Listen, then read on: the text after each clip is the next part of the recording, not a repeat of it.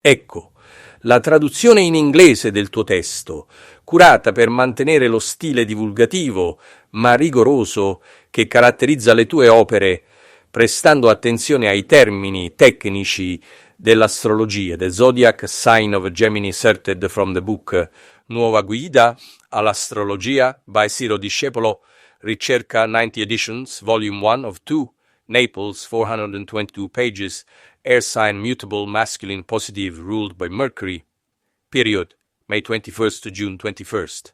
Gemini is the third sign of the zodiac, spanning from 60 to 90 degrees.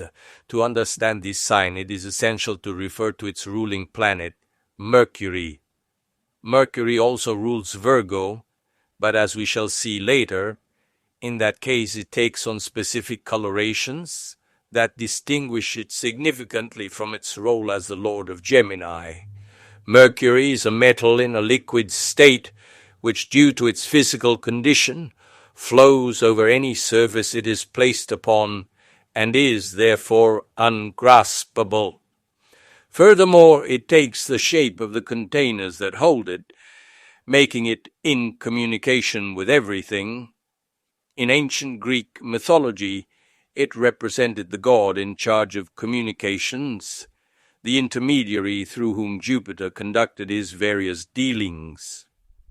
In ancient literature, he was described primarily as a panderer, a liar, a weaver of deceptions, astute, cunning, inclined toward trade, agile, swift, forever youthful, versatile, an improviser, and so on.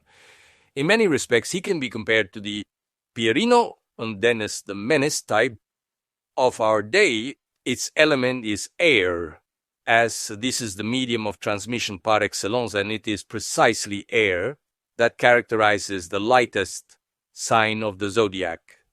Referring to the Mediterranean seasonal cycle, our sign begins when the vegetation, after passing through its first timid spring appearance with Aries, and a phase of structuring and consolidation, with Taurus breaks free toward the sky to look at the element of air.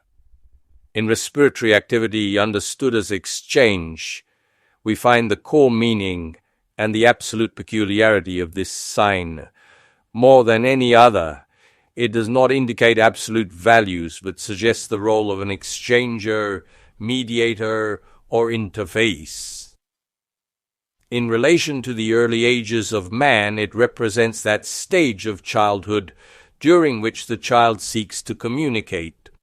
After early infancy, where the child is focused only on themselves, the ego is not yet a separate structure, and the subsequent phase of seeking possession of surroundings, comes the third stage, that of Gemini. Here the child attempts to communicate with the environment, and the arrival of speech is the most eloquent testimony to this. Only by understanding Gemini's intimate desire for dialogue, exchange, and relationship can one perfectly decipher this sign, which otherwise presents no unsolvable mysteries. The most salient characteristic of Gemini is mobility at all levels.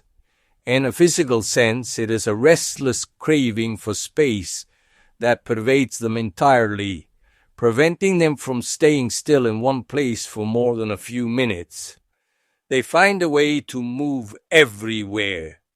If on a means of transport, plane, train, bus, they will spend much of the journey getting up and moving around constantly. If forced to remain seated, they will fidget with an arm or leg until they can stand up again. Their passion for travel is an obvious derivation of this primary need, but their mobility is, above all, mental. It is an insatiable thirst for knowledge, for cultural novelties, and for multi-thematic updates fueled by curiosity, which is one of their strongest stimuli.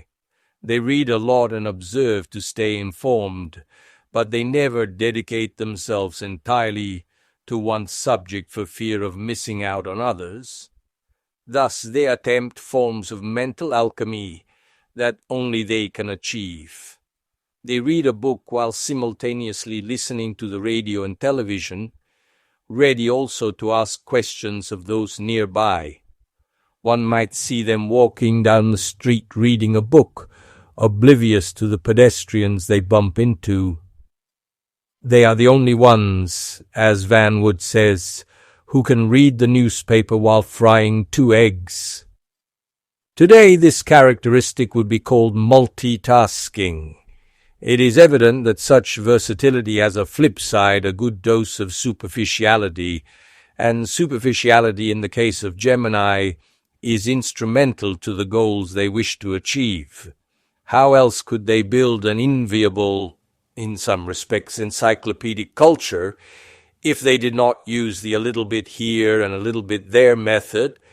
Just like its metal, Mercury, Gemini flows without ever settling, and they do not penetrate deep, not because they are incapable, but because they know that if they did, they would have to renounce the many goals they like to reach at once. This constitutes both a handicap and an advantage. A handicap, as is easy to intuit, because they often fail to realize long-term programs, since these usually stall along the way as new interests intervene. An advantage, as it makes them less vulnerable to suffering. Pain, like any stimulus in their perceptive sphere, struggles to take root in them, as they are continually conditioned by new provocations. While for Aries the present is most valid, and for Taurus the past, for Gemini the present-future binomial counts, which is difficult to separate due to their psychology.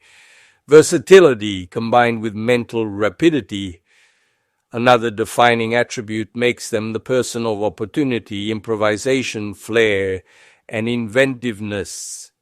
They can play whichever role suits them best in the moment. Persuasive, moving, or hilarious, they are a natural-born actor. They live largely with the psychology of the merchant and of Pierino, conducting business by instinct, and often using lies as a legitimate means. However, theirs are not big lies, but small non-truths, to which their restless spirit resorts more for inventive pleasure than for a desire to mystify. Often the cunning sprite within suggests living through subterfuge, small deceits, and paracrimes. Professional scammers are generally Gemini, Scorpio, and Aquarius, but while the former are distinguished by simplicity and a certain goodness, one must not forget they are almost entirely ignorant of the feeling of hatred and are primaries. Scorpios differ through long-hatched plans carried out without hesitation, and Aquarians for original sensational front-page scams.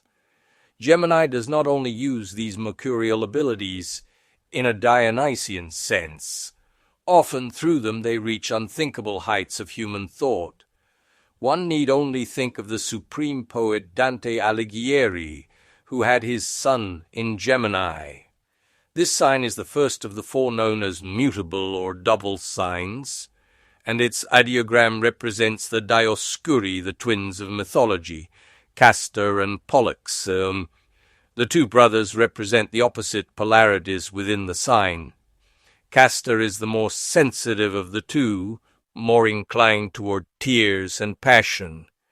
He has a very changeable mood and is the less representative of the sign. Pollux fully illustrates what has been said so far, characterized especially by great activity coupled with lack of emotion. In love, Gemini tends to establish a relationship based on friendship and mutual understanding. They do not usually indulge in romantic attitudes. Shakespeare would certainly not have chosen one as the protagonist of Romeo and Juliet. They might, for example, interrupt a moment of intimacy to listen to football results on the radio. Even after marriage, they will tend to broaden their circle of friends rather than narrow it. Their sexual appetite is rather low, and is driven more by curiosity than by actual desire. For this reason, in this respect, their marriage often faces failure after a few years. Voyeurism is the form of sexual depravity that most affects them. Gemini is generally the despair of their partner because they forget birthdays, anniversaries, and recurrences. On the plus side, they are excellent company and are not very jealous. Furthermore, they never hold a grudge for long, so they are always ready to return to a good mood after an argument. Regarding work, there is no profession a Gemini cannot do, such as their versatility. However, the most congenial is that of a commercial operator, whether a door-to-door salesman or the sole importer of a product in a country. They know how to sell more and better than anyone else. Eloquence, inventiveness, frequent recourse to lies, mental agility, and the charm they generally inspire make them excellent salespeople. Moreover, this work offers the possibility to travel, meet new people, and constantly change situations. In a word, it guarantees all the mobility they crave. They are also suited for transport, driver, pilot, etc., communications, speaker, journalists, etc., show business, presenter, comedian, showman, publishing, politics, and diplomacy. Henry Kissinger can be defined as a living symbol of diplomacy. Often, they practice two professions simultaneously or make major career shifts during their life. From a pathological perspective, Gemini must fear respiratory system diseases, bronchitis, pneumonia, and pleurisy. The liver is another delicate point. The body parts corresponding to the sign are the lungs, linked to exchange in the element air, the arms, hands, and shoulders. Being primarily nervous types, they tend to live through continuous states of highs and lows and suffer from exhaustion due to the psychic stress of their mental hyperactivity. They are usually heavy smokers, and smoke along with cold and wind is their worst enemy. Existentially, Gemini almost always maintains a condition of false inattention toward life's major problems, and stimulated by constant curiosity, reaches old age with a youthful spirit and the lightness of a child. The Gemini man especially seems to be an eternal lively boy. His main interests are sports, travel, and reading. The woman of the sign is among the least feminine of the zodiac, given the strong mercurial component. She usually dresses sportly and pays little attention to her person. She is not a good customer for hairdressers. She is neither an apprehensive nor an obsessive mother, and generally has few children, as the sign is rather sterile.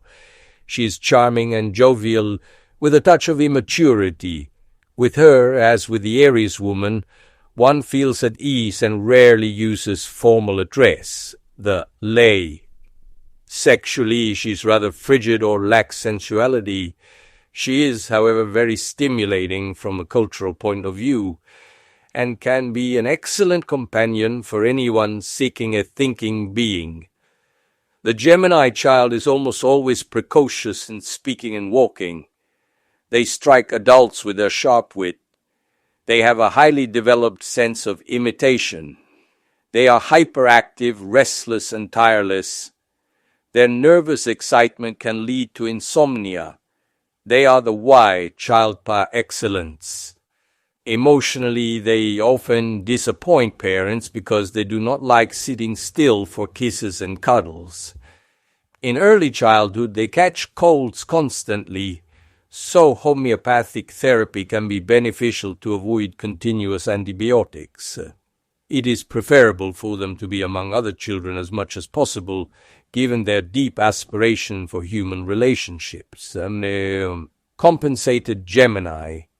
In the four mutable signs, Gemini, Virgo, Sagittarius, and Pisces, the phenomenon of compensation is less evident because these signs already behave in a dual manner.